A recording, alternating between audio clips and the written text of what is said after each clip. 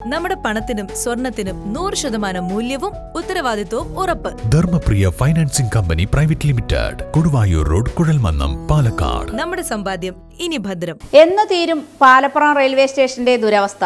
താൽക്കാലിക agent നിയമനത്തിനായി railway അപേക്ഷ ക്ഷണിച്ചു. പ്രശ്ന പരിഹാരത്തിന് സജീവ ഇടപെടലുമായി വി കെ ശ്രീകണ്ഠൻ MP.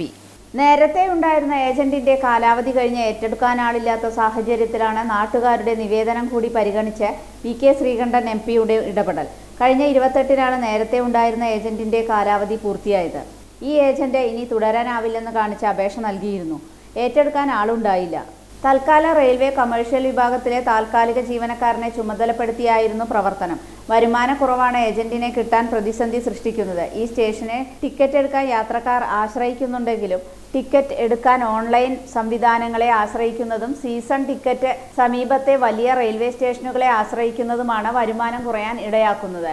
അതേസമയം പുതിയ ഏജന്റിനെ കണ്ടെത്താൻ റെയിൽവേ കമേഴ്ഷ്യൽ വിഭാഗം വീണ്ടും അപേക്ഷ ക്ഷണിച്ചിട്ടുണ്ട്. ഡിസംബർ 6-നകം അപേക്ഷ സ്വീകരിച്ച് പുതുവർഷത്തിൽ സ്റ്റേഷൻ പ്രവർത്തനത്തിന് ആളെ കണ്ടെത്താനാണ് റെയിൽവേയുടെ ശ്രമം. ദിവസേന 9 ട്രെയിനുകൾക്കാണ് പാലപ്പുറത്ത് സ്റ്റോപ്പുള്ളത്.